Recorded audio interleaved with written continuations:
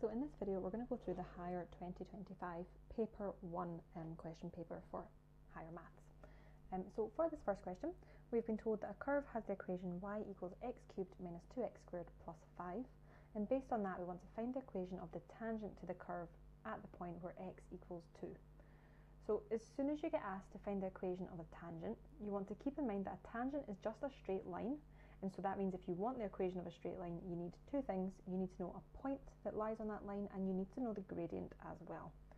So straight away we have a value of x here, and we have an equation of y. So that tells you that we can definitely find our coordinates. We've already got that x equals 2. We can just sub that into our equation for y to figure out what y equals, and then we're just left to find the gradient. So it doesn't matter which order you do this in. You can do your point first and your gradient after, or vice versa. As long as you do them both at some point, then you're good to go. So when x equals 2, we are going to have that y equals 2 cubed minus 2 on 2 squared plus 5. So 2 cubed is 2 times 2 times 2, which is 8. 2 squared is 4, and then 4 times 2 is also 8. And then we have a plus 5. And that's just going to leave us with 5, since 8 minus 8 just cancels out. So that tells us that we currently have the coordinates 2, 5. The reason that we can sub in the x equals 2 into the equation of the curve is because that tangent crosses through that curve at that specific point. And so that means that at that specific point where they intersect, they are equal to one another. So that's why we can take this x equals 2 from our tangent and just sub that into the curve, because we know that they have to be equal at that point, and the tangent only passes through that curve at that one point where it's a tangent. Now we just have to think about how can we get the gradient. And you're going to have to remember that dy by dx is equal to m. So that is your gradient. So that tells us if we differentiate this function here of y, then we get an expression for dy by dx. We can still just sub in the x equals 2 to get our specific value for the gradient. So dy by dx is going to be 3x squared minus 4x, and that is us. So you want to remember, when you differentiate, you want to multiply by the power and then decrease the power by 1. So that's why we get the 3x squared and then the minus 4x, and then the 5 disappears. What we want to do now is sub in that x equals 2, and so we get 3 on 2 squared minus 4 times 2. So that's 3 times 4, which is 12. 4 times 2 is 8. And so we end up getting 4. So our gradient here is 4. Amazing. Okay, your last thing to do is to use your equation of the straight line with that gradient and with that point to get your final answer. So keep in mind that the equation of the straight line is always in the form y equals mx plus c. So that's what we want our final answer to look like. But we're going to have to use y minus b equals m on x minus a, just so we can get it in that format. Keep in mind that your xy coordinates is your a and your b. So we're going to sub in the a is 2, b is 5, and our gradient m is 4.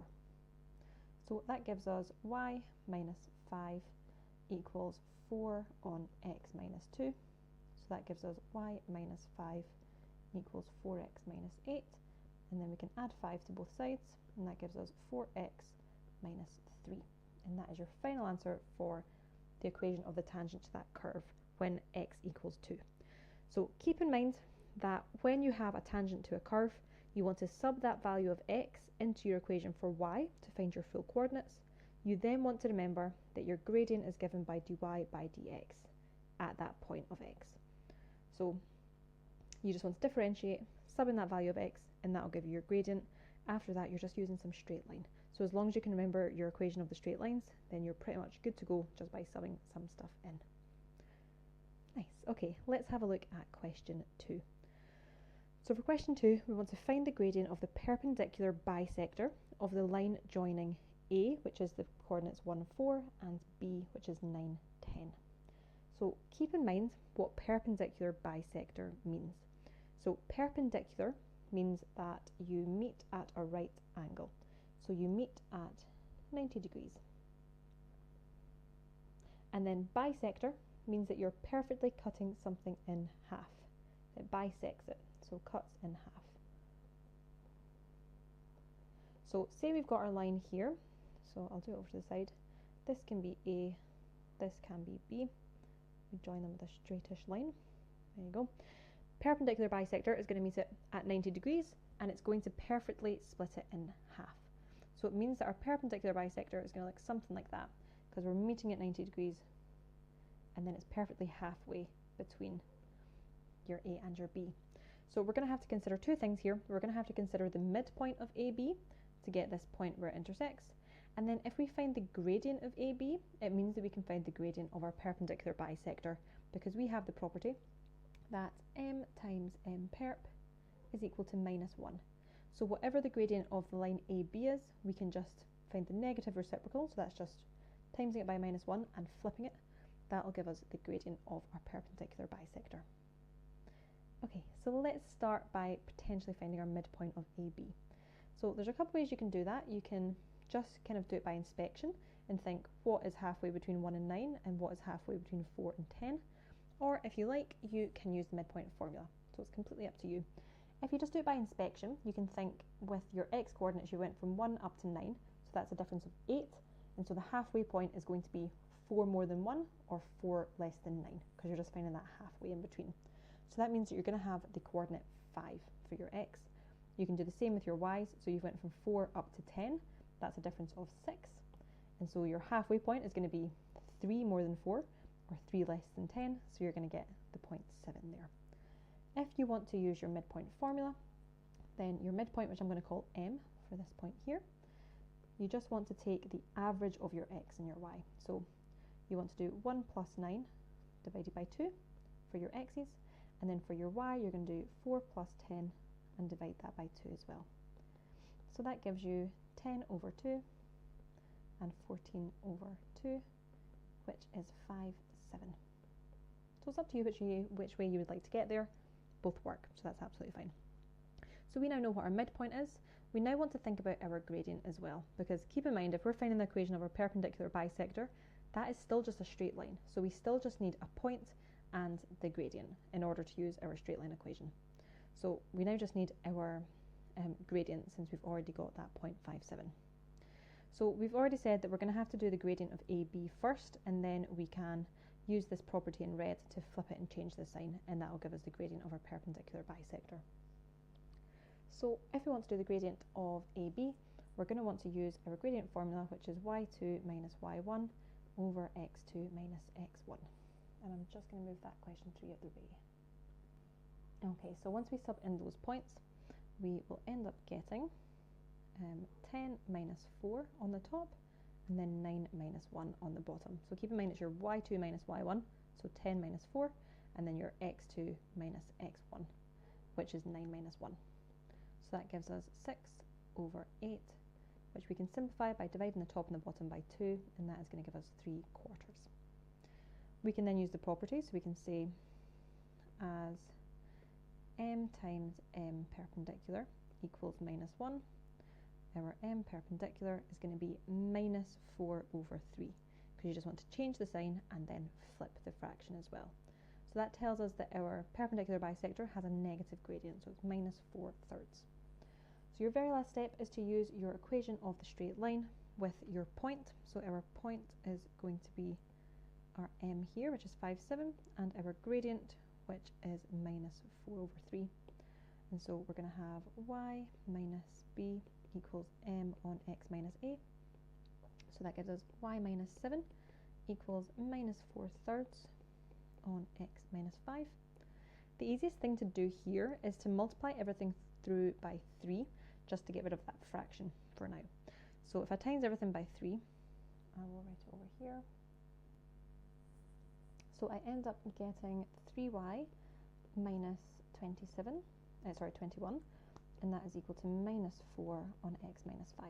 So I've just gotten rid of that division of 3 by multiplying everything by 3. Now I can times out my bracket, so I'm going to have 3y minus 21 equals minus 4x plus 20. I can move that 21 over as well if I want, so I've got 3y equals minus 4x plus 41. And then if you want, you can then divide through by that 3 again. So we have y equals minus 4 over 3x plus 41 over 3. And you can leave that as it is. And that's your final answer. So keep in mind, perpendicular bisector, meets at 90 degrees, so you're going to use this property in red, that m times n perp is minus 1, and then the bisector part means that it cuts it perfectly in half, so you want to find that midpoint. So it's a little bit of a combination of doing the midpoint of something, so you can find the median in that sort of question, and then also the altitude, because the altitude meets at 90 degrees. So it's a little bit of a combination of the two of them. So you want your midpoint, and you also want to use the fact that they meet at 90 degrees. And then you're just using straight line after that. So for question 3, we want to find the integral of 12 over x squared plus x to the power of a half, and we're integrating that with respect to x, where x is greater than 0. So keep in mind that when you're integrating a bracket, it's just the same as integrating the first term plus integrating the second term. So we can just do it step by step. We do have this division of an x term though, and so we want to make sure that we're pulling that x up to the top of our fraction so that we can actually deal with the integration. So the first thing we want to do is to just rewrite this as the integral of 12x to the minus 2. Write that a little bit nicer. Because keep in mind that you can pull something up to the top of the fraction and just change the sign of the power, and vice versa. If you want to move something down, you can just move it down to the bottom of a fraction and change the sign of the power. And then we've still got our x to the power of a half. So if we use our rules for integration, you want to increase the power by 1 and then divide by the new power. So if we're increasing this power by 1, minus 2 goes up to minus 1, and then we're dividing by minus 1, which is the same as just timesing by minus 1 as well. So that is going to give us negative 12 x to the minus 1. And then for this one, we're going to increase our power by 1, so we're going to have x to the 3 over 2, and we are dividing that by our power. So dividing by 3 over 2 is the same as timesing by 2 over 3. So what I like to do is just times that by 2 over 3 to make my life a little bit easier. Keep in mind, I'll write it to the side, if you're dividing by 3 over 2, that is the same as timesing and flipping it, because you would normally do that if you were dividing fractions. You change your division sign to a multiplication and then you flip your fraction. So that's why we can just make that rule there. So we're now timesing by 2/3, and so you also want to remember your plus c for your constant of integration, and then so you've got minus 12x to the minus 1 plus 2/3 x to the 3 over 2 plus c. If you wanted to as well, you could move that x to the minus 1 back down to the bottom of your fraction, so you could have minus 12 over x instead, but because we're not doing any substitution in for any values of x here, then you can just leave it as it is, and that'll be fine. Nice. Okay, so question 4, we want to evaluate 3 log base 3 of 2 plus log base 3 of 1 over 24. So this is going to use some log rules here, because we've got a couple of logs to the same base, and so we want to keep in mind that we can maybe fly some powers up, and we can also use our log rule for adding our logs together. So if we use the log rule for flying up that power, we can change 3 log base 3 of 2 to be log base 3 of 2 cubed. And so if we do that, we can change this to be, I'll just do a little equal sign, so we've got log base 3 of 2 cubed plus log base 3 of 1 over 24, and so that is going to give us log base 3 of 8, since 2 cubed is just 8. I'm just going to be lazy and I'm going to rub that out and rewrite it with an 8. And then you want to keep in mind that when you add logs, you can actually just combine it into one logarithm by multiplying the two things that you're taking the logarithm of. So we can say that that is the same as just log base 3 of 8 times 1 over 24. So that is just going to give us 8 over 24, which is the same as log base 3 of a third. At this point, we want to think 3 to the power of what gives us a third.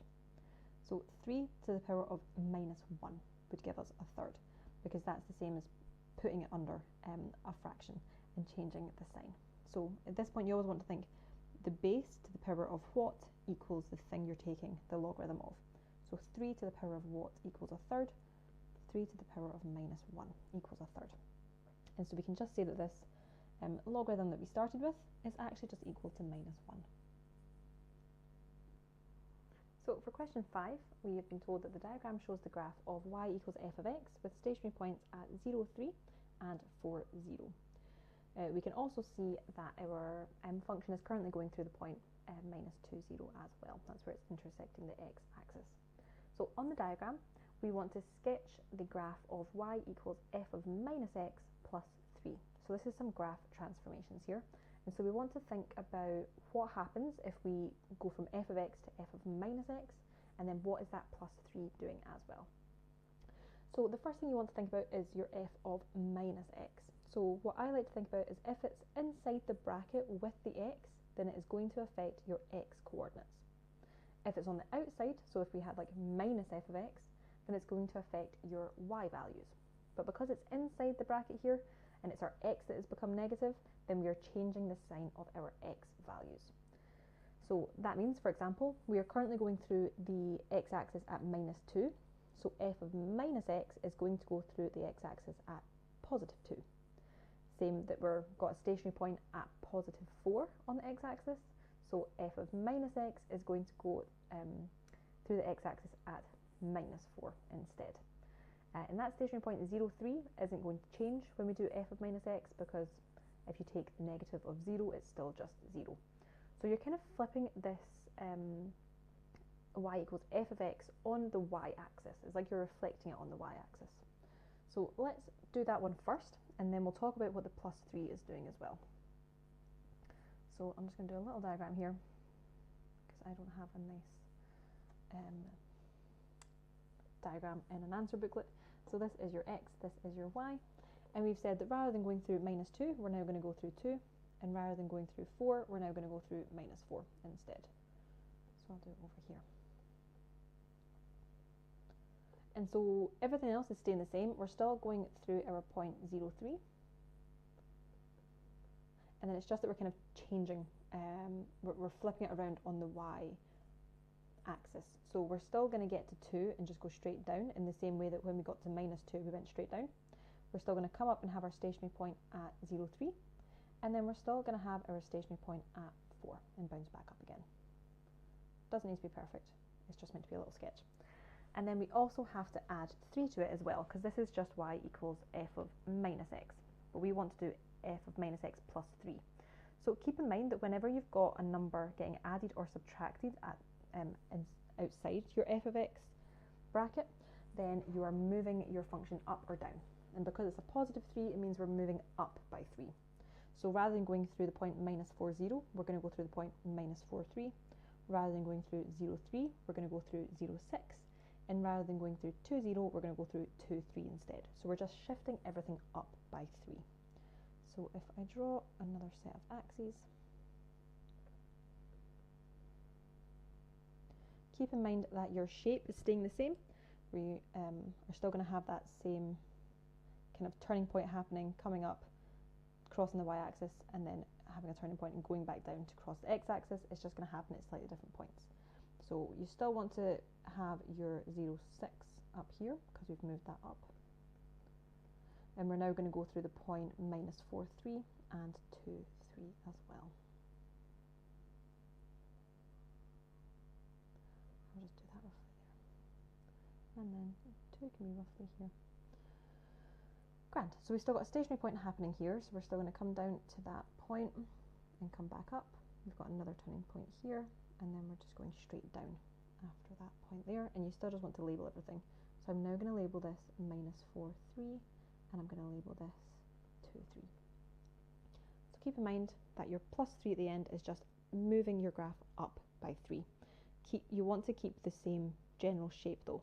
It doesn't have to be perfect, but you do want to have that same general shape to get your full marks. You're going to have to go through the correct points and have the correct general shape. You also want to keep in mind that f of minus x is a reflection on the y-axis, and so you can just change the sign of all your x values. So that's why positive 4 became negative 4, negative 2 became positive 2, and 0, 3 stayed the same, because 0 times minus 1 is still just 0. In general as well, you want to do your f of minus x first and then your plus 3 afterwards. I find it a little bit easier to do it step by step, so by all means do a little sketch of just f of minus x first, and then you can do f of minus x plus 3 and pop that into your diagram in your answer booklet. You can always ask for extra paper if you need it as well. Grand, okay. Okay, so for question 6, we have got a diagram showing a right angled triangle with angle Q, and we can see that one of our side lengths is 1 and one of our side lengths is 5. And we first of all want to determine the value of sine 2Q and then also cos 2Q as well. And I've also just popped our trigonometric functions or trigonometric identities from your formula sheet. So whenever you see anything to do with sine of 2 of something, cos 2 or something, and then down here for part B we've got sine of 2Q minus R, you want to be thinking about looking for these in your formula sheet, as they're going to be a little helping hand. Grand. Okay, so for sine 2Q, we've only got one option for sine 2A. It's always 2 sine A cos A. So we have 2Q rather than 2A, so it's going to be 2 sine Q cos Q. So we're going to have to figure out what is sine Q and cos Q to be able to do this. And we're going to have to use a little bit of SQA, and we also want to use a little bit of Pythagoras theorem because we're going to have to know what our hypotenuse is as well. So keep in mind that for Pythagoras theorem, c squared equals a squared plus b squared, and so if you just want c, which is our hypotenuse, it is going to be the square root of a squared plus b squared. So you can write it a couple of different ways. I will write it up here in red. And so we're going to have that c squared equals a squared plus b squared. So you can jump straight to taking the square root if you like, and it's a squared plus b squared in there. So our a squared and b squared is going to be 5 squared and 1 squared. So if we sub that in, we have the square root of 25 plus 1, since 5 squared is 25, 1 squared is 1. So we just get left with root 26, which doesn't really simplify, so we can just leave that as it is there, root 26. I'll write that in black. Okay, so now we know what our hypotenuse is. We've got our angle Q down here, so that tells us that this 1 is our opposite side, so I'm just going to label them, that's our opposite, and this 5 is our adjacent side, because the opposite one is on the opposite side of the triangle from our angle, and the adjacent one is just beside. And our longest slanty side across from the right angle is always the hypotenuse. So now we can use a little bit of SQA. So we've said that sine 2Q is going to be equal to 2 sine Q cos Q. So we have to think about what is sine Q, what is cos Q. If we use SQA, we know that sine is equal to opposite over hypotenuse. So that tells us that rather than having sine Q, we can have 1 over root 26. And then for cos Q, using SQA, cos of an angle is equal to the adjacent over the hypotenuse, and so that is going to give us 5 over root 26. Grand. So this whole 2 technically is the same as 2 over 1. So if you want to do that just so you can multiply your fractions through, then by all means. Or you can keep in mind that you just want to multiply that 2 by your numerators. So on the top we're going to have 2 times 1 times 5. 2 times 1 is just 2. 2 times 5 is 10. So we've got a 10 up there. And then root 26 times root 26 is just 26. And we can divide the top and the bottom by 2, and that gives us 5 over 13. Nice, so we now know that sine 2Q is just going to be 5 over 13 using a little bit of Pythagoras theorem and then a little bit of SQA as well, using this expansion from your formula sheet. We can now do the same with our cos 2Q, and we're going to have to use one of these equations here from our formula sheet, and to be perfectly honest, doesn't matter which one you use, because you want to keep in mind that cos squared A is just cos A all squared, in the same way that sine squared A is just sine A all squared. So we already know what sine Q and cos Q are, so it's up to you whether you want to use equation 1, 2 or 3, any expansion will work here. I'm just going to go ahead and use the first one. So we can say that that is the same as cos squared Q minus sine squared Q. So cos Q is just 5 over root 26. So we've got 5 over root 26 all squared minus our sine Q all squared, which is 1 over root 26 all squared. So that is going to give us 25 over 26, because when you square a fraction, you square the top and you square the bottom. I'm running out of room a little bit, but I'll just squeeze it in here. So we've got 25 over 26, and then 1 squared on top is just 1, root 26 squared is just 26. So 25 minus 1 gives us 24, so we're just left with 24 over 26, and we can divide the top and the bottom by 2, and that is going to give us 12 over 13.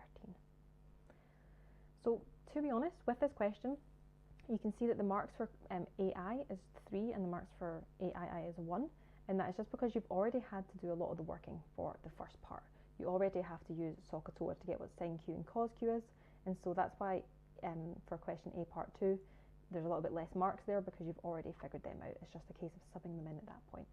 So keep in mind for this sort of question, you want to remember that your formula sheet is there with your expansions, and then after that you want to remember that whenever you've got a right angled triangle, you can use Pythagoras theorem and you can use SQA. After that you're good to go. It's just a bit of subbing in.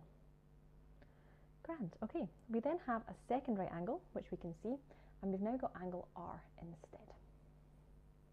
And we want to find the value of sine of 2q minus r. So because we're still chatting about q, we're still talking about our triangle from above as well, and then we also have this angle r down here, and we have values for all of our side lengths.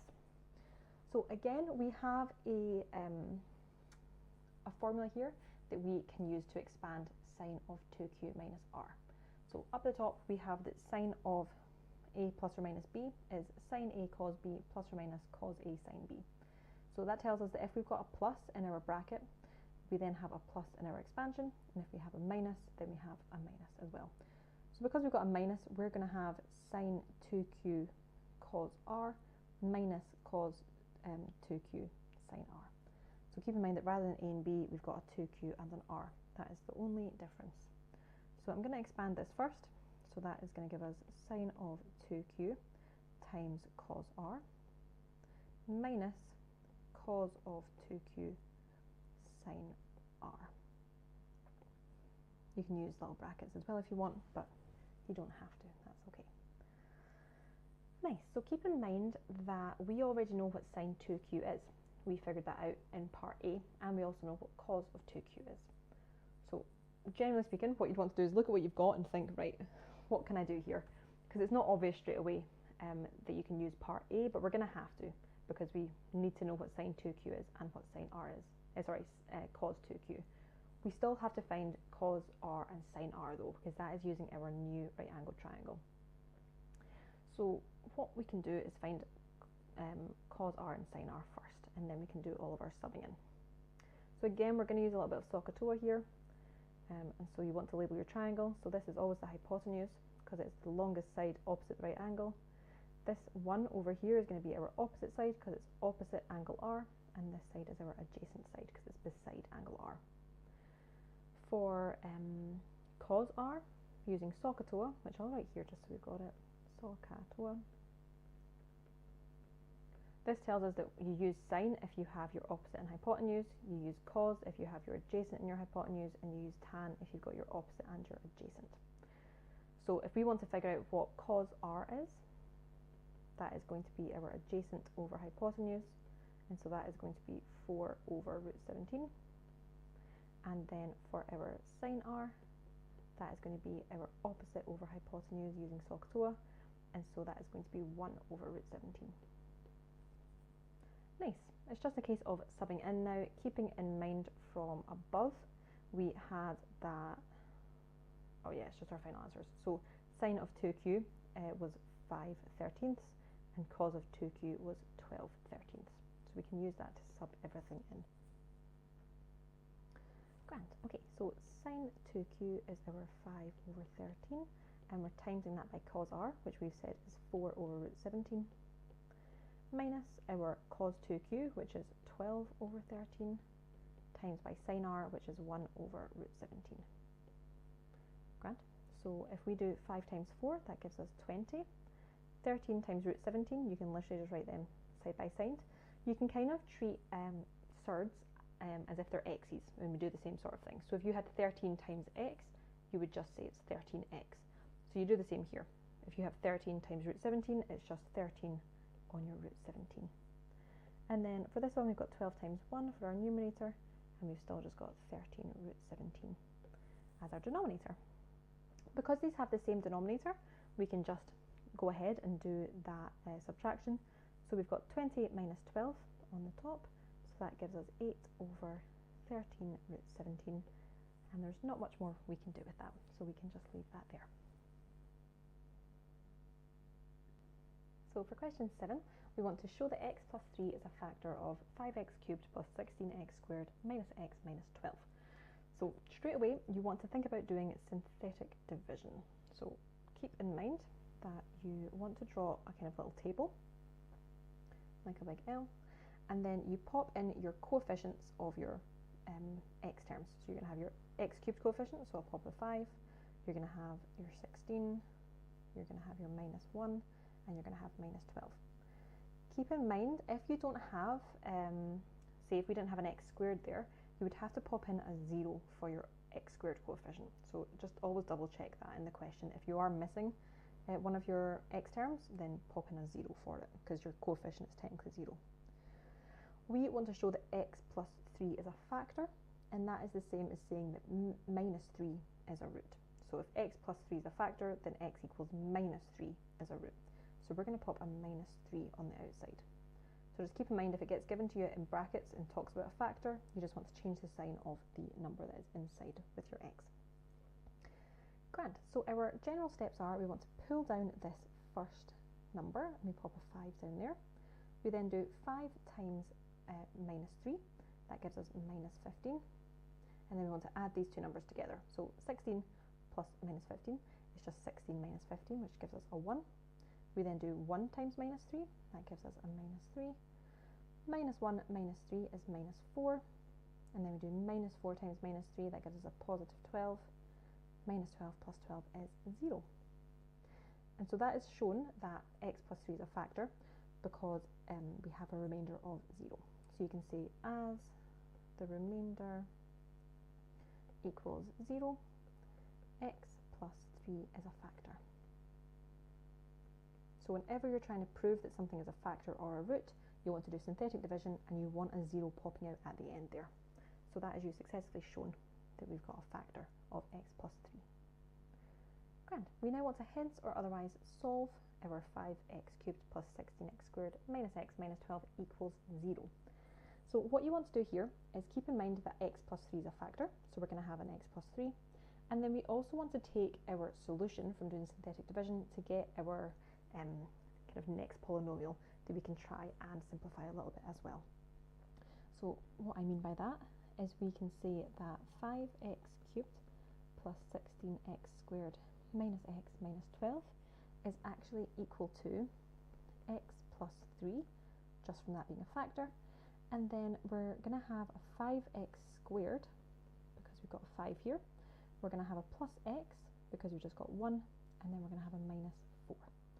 So if you want to just double check, if you're not sure whether you're meant to start with an x squared or not, then start with your number, so we know that that's just a minus 4 on its own. This next one will be an x, and this next one will be x squared. So you can always just double check that first before you write it out. But if you've got 3 terms on the bottom left over, then it's going to be an x squared, an x, and a number. Grand. Okay. You also want to check whether or not you can factorise this 5x squared plus x minus 4, which we can do because we're wanting to solve for this equaling 0. So we want to factorise it as much as possible.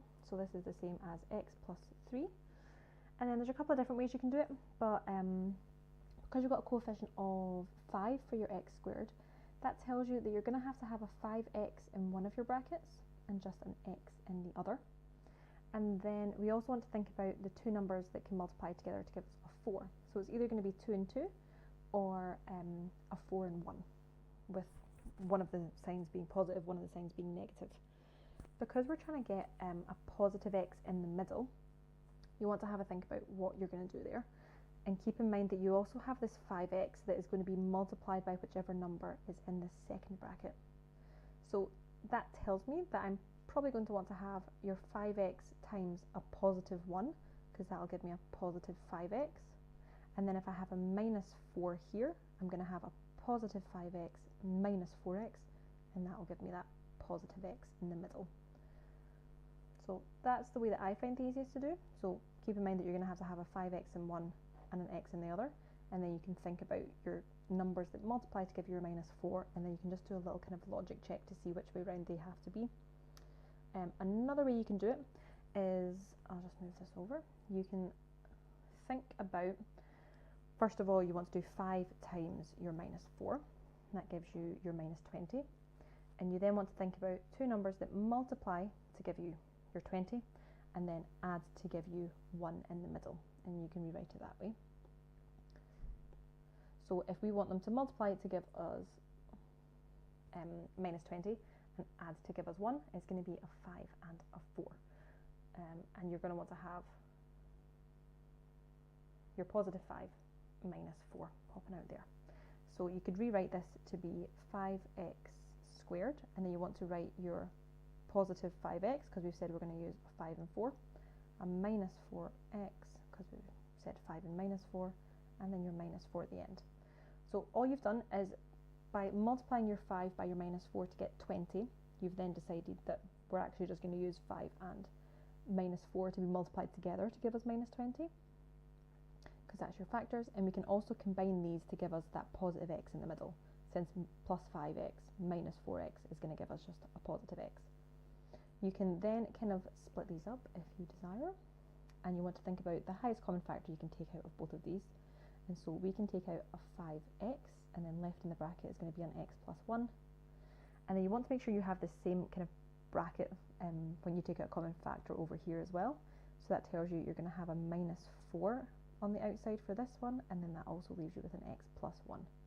If your brackets aren't the same, what you want to do is just double check your working, and if required, you can swap these two numbers around the other way. So you can have like a minus 4x here and a 5x here, and that might fix that problem for you.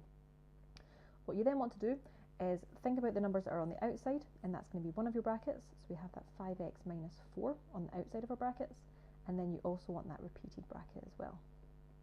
So that's another way that you can get your factorised version of 5x squared plus x minus 4. So by all means use that if desired, otherwise you can do it the way that I showed you first.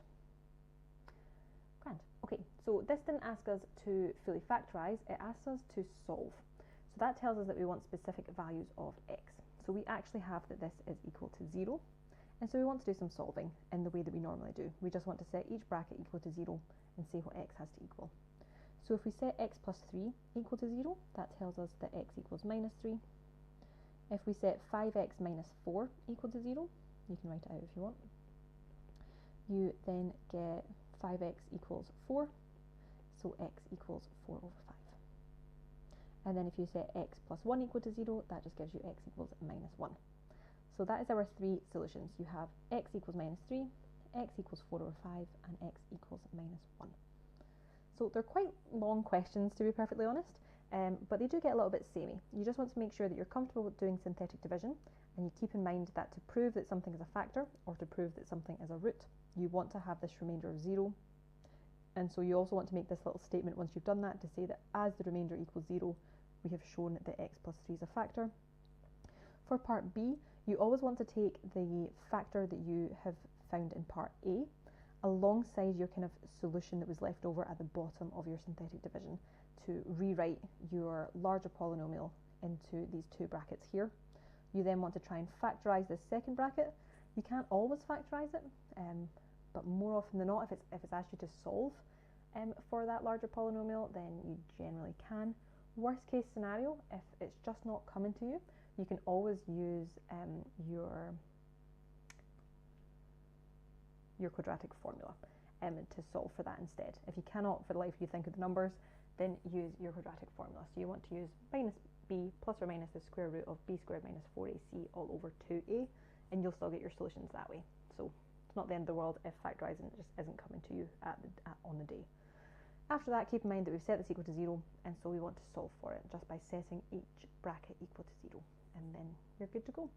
If you have opted to use the quadratic formula for the 5x squared plus x minus 4, then that will just give you your solution straight away. So you just have to set this x plus 3 equal to 0 to get that solution of x equals minus 3. And then that's you done. Okay, so for question 8, we have another log. So given that log base a of 75 equals 2 plus log base a of 3, where a is greater than 0, we want to find the value of a. So we want to have a think about what we can do here to maybe try and get rid of some logs to solve, or we can try and use some log rules as well.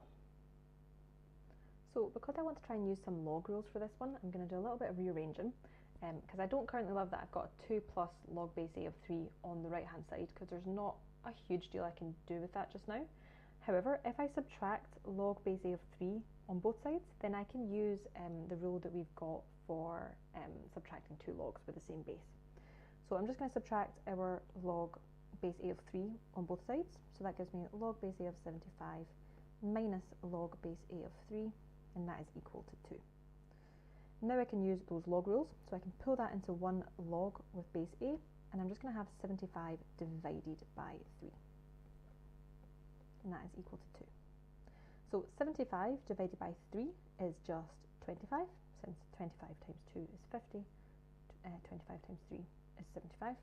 So that actually gives me log base a of 25 equals 2. And then it's at this point you want to be able to convert this into exponential form. And the way you want to read that is a to the power of 2 is equal to 25. So we have a to the power of 2, which is just squared, is equal to 25. So it's always your base to the power of the thing that it's equal to is equal to the number you're taking the logarithm of. At this point, you can either square root both sides, or you can have a little think of a number that when you square it, it equals 25. And so you end up getting that a equals 5 from that one. If you took the square root of both sides, then you would technically have to think of plus or minus 5, but because you've explicitly been told in the question that a is greater than 0, then you can just have that positive 5 left over. So whenever you have this sort of log question and you're wanting to maybe find the value of something or solve for something, you want to try and think about those log rules, and then you're probably also going to want to use some exponential form as well. So keep in mind the way of reading that. So for this example, we said a squared equals 25. So it's like you start from the left, then you go to the right, and then you come back to the middle. So a squared equals 25, and that's how you can do that one there. Nice. Okay, so for question 9, we want to find the coordinates of the points of intersection of the line with equation y equals x plus 1 and the circle with equation x squared plus y squared minus 2x plus 6y minus 15 equals 0. So a lot of things going on there.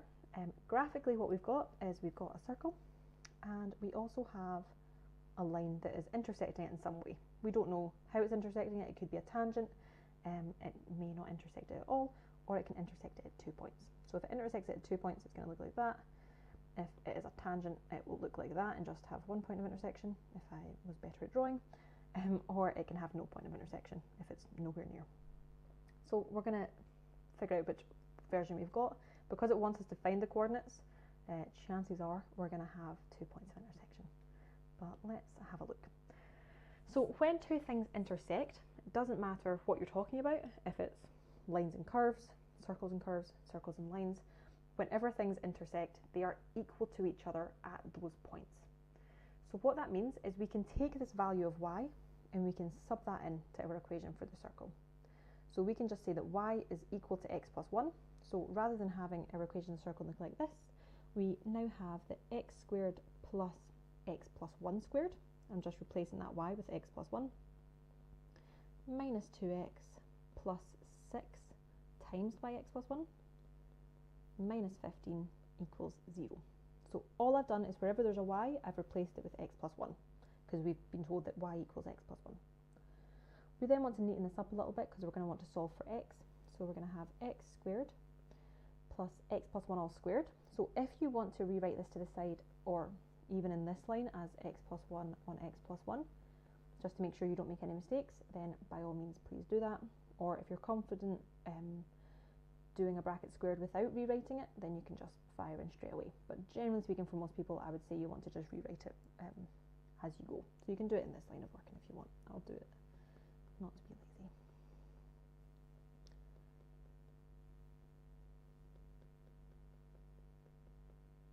Okay, so now we have x squared, and then we're just going to use our FOIL to multiply these brackets out. So x times x is x squared, x times 1 is just x, then we have another x plus 1, so I'm going to have a 2x there, and then 1 times 1 is 1.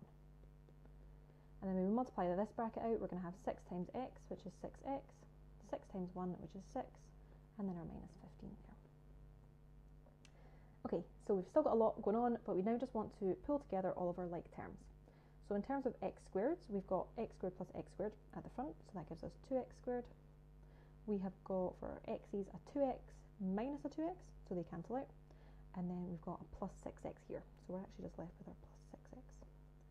And then in terms of our numbers, we've got a positive 1 plus 6, so that gives us a positive 7 minus 15. And so 7 minus 15 is going to give us minus 8. Grand, and this is still equal to 0. Because everything is even, so all of our coefficients are even, I'm just going to divide everything by 2 to make my life easier. So that will leave me with an x squared plus 3x minus 4. And technically 0 divided by 2 is still just 0. And then I can solve this much easier now that I've not got a coefficient of x squared.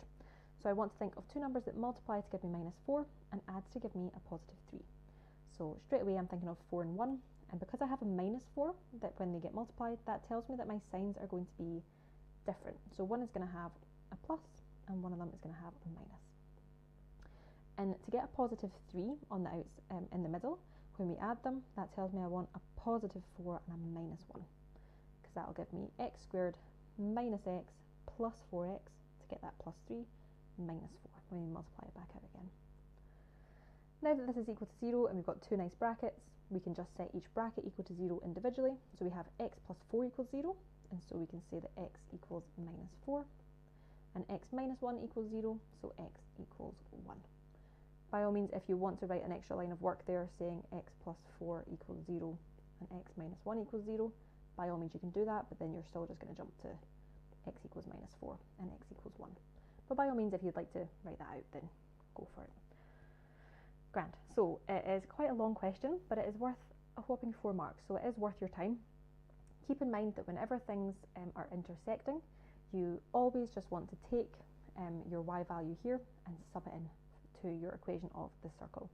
You do have to do a little bit of expanding of brackets and collecting like terms. After that, generally speaking, you're just going to be solving for a trinomial by setting equal to 0. If all of your coefficients are even, then I would highly recommend dividing everything by 2 just to make your life easier. And then you're just going to set those brackets equal to 0 and solve from there. Okay, so for question 10 we have some vectors. We have been told that u and v are vectors such that u is 1, 1, 0 and v is 1, 3, k. And we've been told that the angle between u and v is 45 degrees. Based on that, we want to find the value of k where k is greater than 0. Okay, so I went ahead and grabbed the scalar product formulas that we have in our formula sheet, as these are going to be useful here. So we've got two different values for a dot b, or two different equations for a dot b, which is the scalar product or the dot product, either or. And we have that a dot b is the magnitude of a times the magnitude of b times cos theta, where theta is the angle between a and b. So chances are we're going to be using that one because we've been told the angle between u and v. So we have a theta to use. And then we also have our other dot product, which is when you have your a dot b, you want to multiply your first components plus your second components multiplied plus your third components multiplied. So we're actually going to use both of these here to try and solve for our k, because we have our vectors u and v, so we can use this equation to find what a dot b is equal to. Because we have u and v as well, we can also find their magnitude, and we have theta. So based on all that information, we can solve for k after that. Grand. Okay, so let's start maybe by just doing u dot v. So keeping in mind that u is 1, 1, 0 and v is 1, 3, k, then we are going to have your u1 times v1, which is 1 times 1, which is 1. We then have 1 times 3, which is 3, and then 0 times k, which is 0. So this is using the second equation. So 1 times 1 plus 1 times 3 plus 0 times k, and that just gives us 4. So we know that our dot product equals 4. We can also do the magnitude of u. And that is going to be the square root of 1 squared plus 1 squared plus 0 squared. So you always just want to do the square root of all of your components squared added together. So 1 squared is 1, 0 squared is 0, so this just gives us the square root of 1 plus 1, which is 2. We can do the same with v and do the magnitude of v, and that is going to give us the square root of 1 squared plus 3 squared plus k squared. 1 squared plus 3 squared is going to be 1 plus 9, which is 10, so it's going to be 10 plus k squared, all under square root. Now, this is in the way, so I'm just going to write it underneath.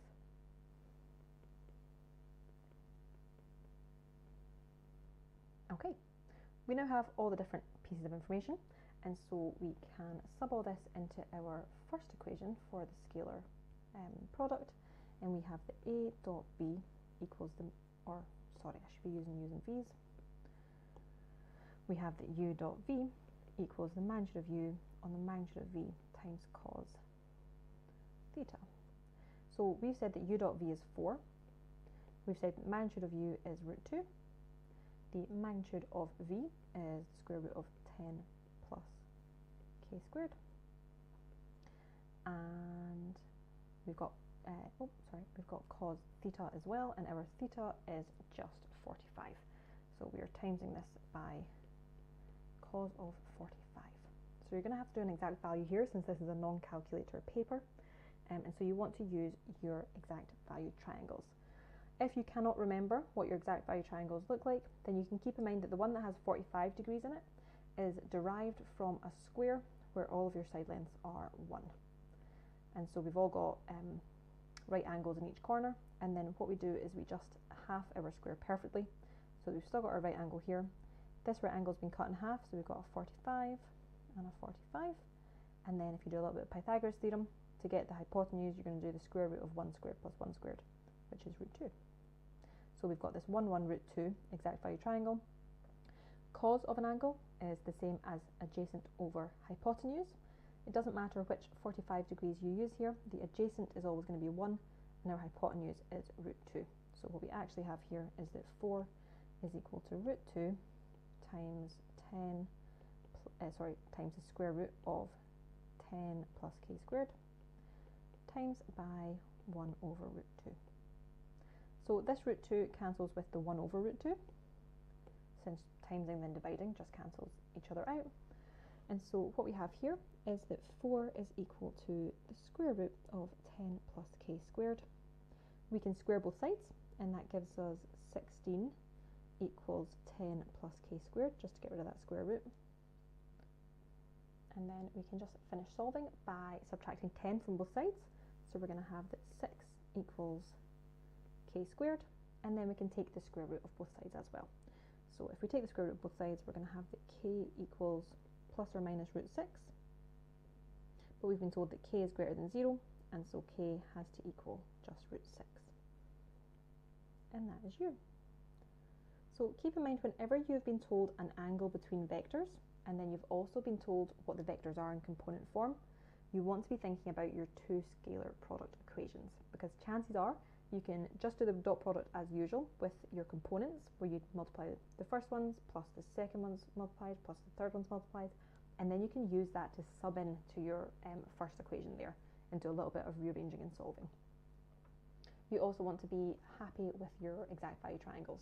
So you've got that 1, 1, root 2, and then you've also got the 1, 2, root 3 exact value triangle as well. So you want to be able to remember both of them, or be able to derive both of them, whatever works for you. Okay, so for question 11, we've been told that the equation 9x squared plus 3kx plus k has two real and distinct roots. And based on that, we want to determine the range of values for k and justify our answer. So as soon as you see something about roots, and specifically two real and distinct roots, you want to think about the discriminant, b squared minus 4ac, and that has to be greater than 0. If it is less than 0, then it is no real roots. If it equals 0, it is one real repeated root. And if it is greater than 0, then it is two real distinct roots. So because we're talking about two real distinct roots, we have that b squared minus 4ac is greater than 0. Keep in mind that your a is the coefficient of x squared, your b is your coefficient of x, and your c is the number at the end. So what we're going to do is just sub those in, see what we get, and then solve for k, or say the values, the range of values for k, since we have a greater than. Okay, so our b is 3k, so what we've got here is 3k squared. Then we're minusing, and I'm going to put this in a bracket, 4 times 9 times k. And we want to find all the values of k for that being greater than 0. So what you generally want to do as well is say for 2 real roots, b squared minus 4ac is greater than 0, and then go ahead and sub in for that. So 3k all squared is going to be 9k squared. Don't forget to square the number as well. And then 4 times 9 is 36. So we're going to have minus 36k, and that is what is greater than 0. Grand. Your next thing is to factorise this as much as possible. Generally speaking, whenever you're trying to factorise, you want to think about whether you've got a trinomial that you can pop into 2 nice brackets, whether you can take out a common factor, and you want to take out your largest common factor, or whether or not you have a difference of 2 squares. So because we don't have a lovely trinomial here, and because it's not a difference of 2 squares, you want to be taking out the highest common factor. So we can take 9 out of both of these, and we can take a k out of both of these, and that leaves us with a k minus 4. Grand, okay. The easiest thing for these questions to determine the range of values for k is to set this equal to 0 so that you can find your roots of the function, and then you want to do a little sketch, and then you can determine from there where you're greater than 0, keeping in mind that greater than 0 is when you're above the x-axis. If this was a less than 0 question, it's when you're below the x-axis. So for a minute, I'm just going to say let 9k k minus 4 equals 0. And then if you were to solve that, you would have that 9k equals 0 and k minus 4 equals 0. And that would give you that k equals 0 and k equals 4. So that is our 2 roots for this quadratic, because you've got a k squared and a k. You know that you're going to have a quadratic with that k squared. Because we have a positive k squared, because it's just a positive 9, that tells you that we have got a positive smiley looking parabola. If that is negative, then you have a negative sad looking parabola. But because we've got a positive k, we know it's going to look something like this, and we have got roots at 0 and at 4. So I'll just say 4 is there. Grand. Because we have a positive smiley parabola, then you can just go ahead and draw a positive smiley parabola that goes through 0 and 4. We then want to determine for which values of k are we greater than 0. So for which values of k are we above this x-axis? Your x-axis being here and your y-axis being here. So we can see that they were above the x-axis over here and over here. So you want to determine whether you are greater than or less than that value for where you cross the x-axis. So for this one here, we are to the left of 0, so that is going to be where k is less than 0, because it's more negative than 0, it's to the left. So for k being less than 0, we have that our 9k on k minus 4 is greater than 0, and then also for k being greater than 4, because it's to the right of where x equals 4, or k equals 4, and so we are greater than 4 for being above the x-axis. Because we have 2 real distinct roots, you want these to be strict inequalities. If we had just real roots in general, and it didn't say whether or not it was 2 or 1, then you could have less than or equal to and greater than or equal to, but because we have 2 real distinct roots with a strictly greater than 0, then these have to be strict inequalities as well. So because of all that, you can say that k has to be less than 0 and k has to be greater than 4. Generally speaking, I would do these steps. You want to first of all write your little statement about your discriminant. You then want to sub your values of a, b, c in and take it as far as you can, making sure to factorise. Generally speaking, you want to let it equal 0 so you can find your roots for that quadratic. You want to do your little sketch, and then depending on the question, so because we're looking for greater than 0, we wanted to determine where we are above the x-axis. And so because of that, we said it's when k is less than 0 and when k is greater than 0. And so that is you done. Grand, okay. Almost there, we've got 2 questions left. So for question 12, we have given that dy by dx equals 6 cos x plus 8 sin 2x and y equals 4 when x equals pi over 6. We want to express y in terms of x. So for this sort of question, whenever you get given dy by dx or f prime of x, depending on the question, and then you have been asked to express y in terms of x, you always want to think about integration, because keep in mind that integration is the antiderivative, so it's working back the way instead. So if we have a dy by dx and we want to go back to an equation of y, it means you want to integrate. We've then been given information about y and x, because whenever you integrate, you always have that constant of integration c. But we don't want that in our final answer, because it doesn't say to express y in terms of x and c, it just says in terms of x. So after we integrate, we're then going to sub in that y equals 4 when x equals pi over 6. That will allow us to solve for c, and then we can go ahead and sub that value in. Grand. Okay, so let's start with integrating. So we want to say that y is equal to the integral of dy by dx with respect to x. And so we can go ahead and just say it is the integral of 6 cos x plus 8 sin of 2x with respect to x. So keep in mind when you are integrating or differentiating sine or cos, you want to think about Snapchat. Make those bottom two negative. Whenever you're differentiating, you go down the way. And then whenever we're integrating, you go up the way. Then whenever you get to the top or the bottom, you just jump back down or jump back up. So because we're integrating, we know that minus cos goes to minus sine goes to cos, cos goes to sine, and sine goes back down to the bottom to minus cos. So if we currently have a cos, it means we're going to go up to sine when we integrate. So 6 cos x is going to become 6 sine x. And then for this one, we also have to do a little bit of chain rule, or reverse chain rule, depending on what you want to call it, because technically that is sine of 2x. So don't forget to use chain rule here. Just because there's not brackets in the question, you still have to realise that we've got sine of 2x here. So we do have a bit of chain rule happening. So sine goes to minus cos, so we're going to have minus 8 of cos 2x. And then we also have to divide by the differential of that bracket. So we're also going to divide by 2, since 2x getting differentiated becomes 2.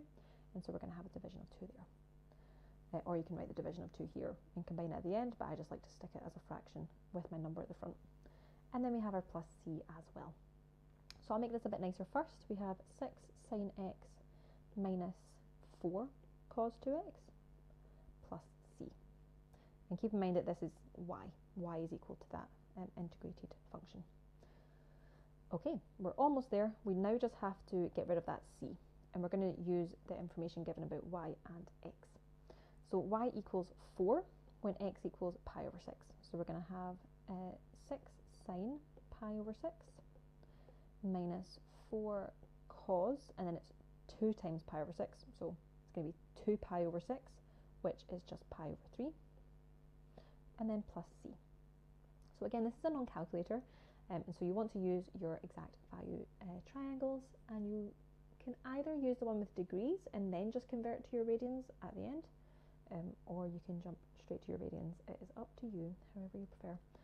If you don't remember your exact value triangle, you can derive the one with pi over 6 and pi over 3 by thinking about an equilateral triangle which has side lengths of 2. And then the way that we get to our exact value triangle is by splitting it perfectly down the middle in half. And so if we pull out this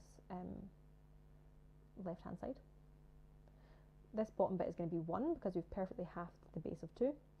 This hypotenuse is still 2 because we've not done anything to it. And then we can use a little bit of Pythagoras theorem to get that this side is going to be root 3 because it's going to be the square root of 2 squared minus 1 squared.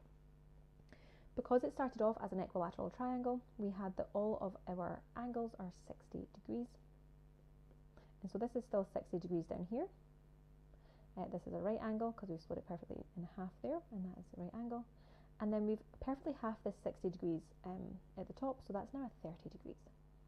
And then because we also want this in terms of radians, you want to remember that pi is the same as 180. And so if we want to get to 60, you want to take 180 and you want to divide it by 3. So 60 degrees is the same as pi over 3, since 180 divided by 3 is just 60. And then to get from 180 degrees to 30 degrees, you divide it by 6, and so you get a pi over 6. So I'll just redraw it. And we're going to have pi over 3 down here, and pi over 6 up here. Grand. Okay. We now need to use a little bit of SQA, keeping in mind that sine is opposite over hypotenuse and cos is adjacent over hypotenuse. So I'm just going to label this triangle as well.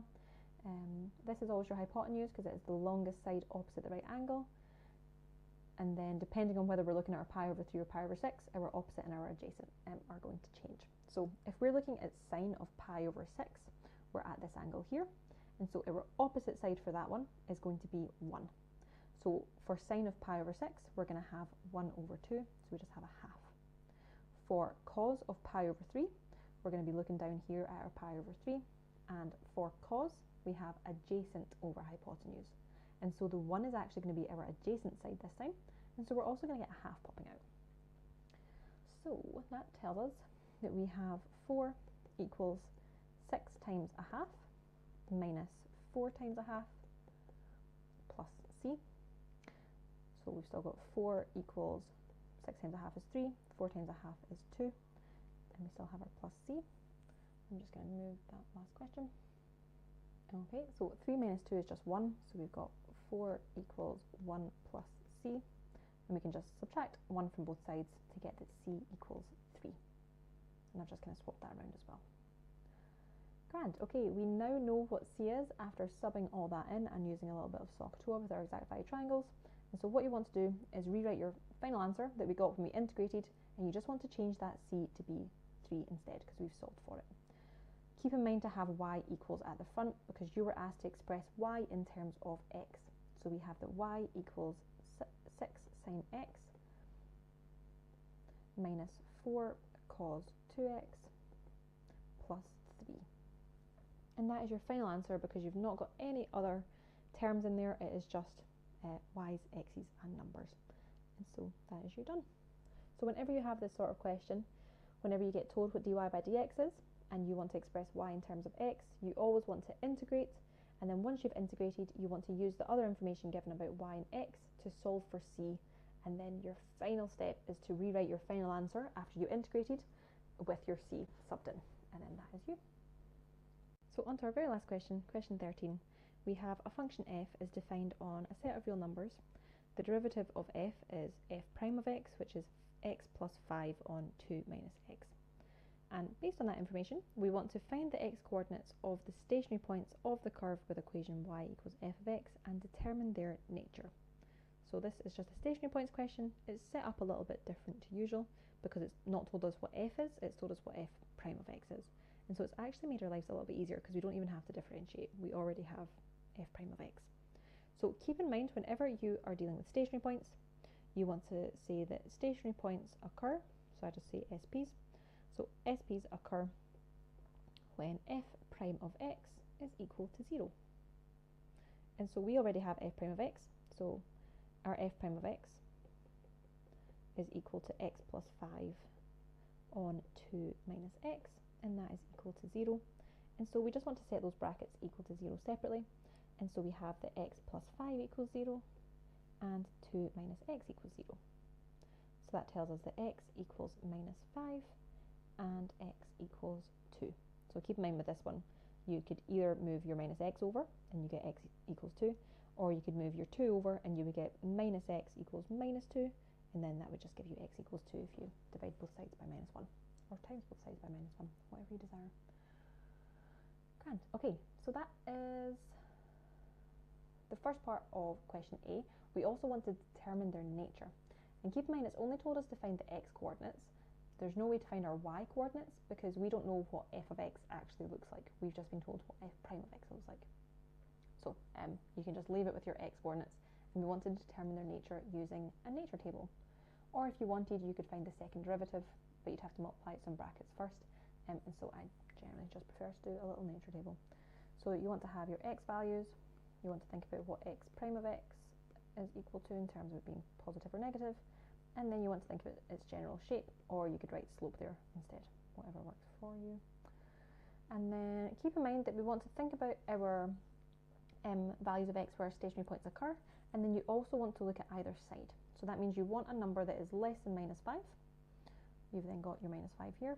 You then want a number between -5 and 2. I'm just going to pick 0 to make my life easy. We then have our 2, and then we have to have one that is greater than 2 as well. So I'm just going to pick -10 and 10 here. Again, just generally pick nice numbers that are going to make your life easier. So because stationary points occur when our f prime of x equals 0, it means for our two values of x, we're just going to pop zeros in for f prime of x, because we've kind of set them up to be our stationary points, so our derivative is just going to equal 0 there. When x equals -10, we're going to have -10 plus 5, so that's going to be a -5, and then you're also going to have 2 minus -10, so 2 minus -10 is going to be 2 plus 10, which is 12. So you're going to have -5 times 12, and that's going to be a negative value, because you've got a negative times by a positive, so you're going to get a negative popping out. When you have a 0 in there, you're going to have 5 times 2. 5 times 2 is a positive 10, so it's going to be positive. If you prefer to write the actual values rather than just a positive or negative, then by all means. I just find it a little bit easier to put in positive or negative, because I can be a little bit lazy sometimes with determining the actual value. I can just consider whether it's going to be positive or negative. Last but not least, we'll consider when x equals 10. So if we sub in 10, we're going to have 15 for the first bracket, and then we're going to have -8 for the second bracket. So again, we've got a positive times a negative, and so that is going to be negative. So we're going to have a negative slope. It's then going to peter out for our stationary point, positive stationary point, and then back down again. So based on that, we can say that a min occurs at x equals 5, or x equals -5, sorry, and a max occurs at x equals 2. So that's you used your stationary, that's you used your nature table to determine whether or not these stationary points are minimums or maximums, or you could have had a point of inflection as well, but we didn't have that for this question. Grand. Okay, that is part A done, and that is 3 marks. So you're getting 3 marks for remembering that stationary points occur when f prime of x equals 0, and then solving for your x's, and then you want to do your nature table to determine the nature. We've then been told that it is known that f is a cubic function. So what that tells us is that we've got an x cubed going on. We've been told that f of 0 is less than 0.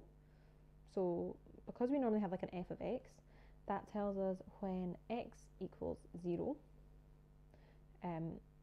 our function is less than 0. So our y is negative.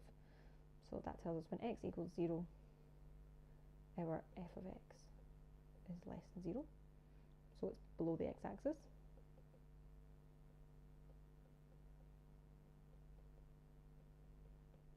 And then we've also been told that the equation of f of x equal to 0 has exactly one solution, and that this solution lies between -10 and 10. So that tells us that if f of x equals 0, that is where we are going to cross our x-axis, because when f of x equals 0, and because we've got y equals f of x, that tells us that our y equals 0 only has one solution, so we're only crossing the x-axis at one solution. So that means if we have our cubic going on here, we're only touching that x-axis at that one point. So we don't have it crossing twice. We're just going to have it crossing potentially once, like that. We'd only have that one point there. Grand. Okay. Based on all of that information, we want to draw a sketch of a possible graph of y equals f of x on the diagram in your answer booklet. You also want to keep in mind that we know information about the stationary points. So we know that we have a max and a min occurring at these values, so you also want to pop that on as well. Okay, so let's grab a little diagram, and I'm also just going to write that key information that we've talked about. So to try and pull all that information together, we want to keep in mind that we are crossing the x-axis only once. We then have a minimum stationary point occurring when x equals -5. So I'm just going to pop my -5 on here and my 2 here. So we'll say that 2 is roughly there, -5 I'll let be there. And then because we have some information about crossing the x-axis between -10 and 10, I'm just also going to make sure that I pop a -10 there to make sure that I'm crossing that x-axis after that x equals negative 10. So let's pull all that information together, and we also need to keep in mind that when x equals 0, we are below the x-axis. So that's the same as saying that our y-intercept is going to be negative. So what I'm going to do is come down here. I'm then going to have that minimum when x equals minus 5, and then I'm going to go up here, across the y-axis, below the x-axis, so the y-intercept is negative, and then I have this maximum occurring at 2, and I can go back down again. Because I can't go past this x-axis again because I've already crossed the x-axis at that one point over here. I'm just going to make that a wee bit neater. So what I'm doing is I'm coming down, I've got a negative at minus 5, I'm then going to come up, cross the y-axis once, and then I've got this maximum at x equals 2, and then go back down again. Not the best little maximum there, but you get the gist. I'll make it go that way instead.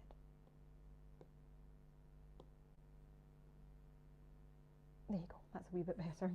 But yeah, the biggest thing to remember is that you had to only cross that x-axis once for it to be a valid solution, which can be a little bit tricky, but just keep in mind that it had to be before minus 10, after minus 10 or before 10. So this is the kind of only valid solution. It is a lot of information for this one to keep in mind at the same time, but generally speaking, what you want to do is go through those bullet points step by step and think about what that means, and then also keep in mind your stationary points from part A. So you knew that you had to have stationary points, like a minimum stationary point when x equals minus 5, a maximum stationary point when x equals 2, and then you also had information about it being cubic. You also were told here that your y-intercept is technically going to be negative because when x equals 0, our function is below the x-axis. And then it told you here that f of x equals 0 has exactly one solution. So that's telling you that when y equals 0, that's you talking about your x-intercept, and so we only intercept the x-axis at that one point there. And it had to be between minus 10 and 10. So you just want to keep in mind that limitation of being between minus 10 and 10 for your final sketch. And that is you. So just to add on to question 9 there, I forgot to find the full coordinates, and so I'm going to do that now. So because it didn't just ask us for the x coordinates or the points of intersection, it asked for just the coordinates in general. It means that you need an x and a y. So don't forget that like I did. Don't rush through it. We want to have x and y for the full coordinates. So your very last step is to take those x values that we found, and then you want to just sub them back into your equation of the line. You technically could also sub them into your equation of the circle, but it's just a bit longer and faffier, so wouldn't bother doing that. You're best just sub it back into your equation of the line because it's a really simple y equals x plus 1. So for that one there, we've got x equals minus 4. So for y, we're going to have minus 4 plus 1, so that's going to be minus 3. And then for x equaling 1, your y is going to be 1 plus 1, which is just 2. And then that is your final answer. You can write them as coordinates as well, so that you've got minus 4, minus 3, and also 1, 2. So that's just your very last step there to make sure you get the full marks. Otherwise, you would only probably get 3 out of the 4 marks. You need to find your y as well, and then just write them as little coordinates, and then you're generally good to go.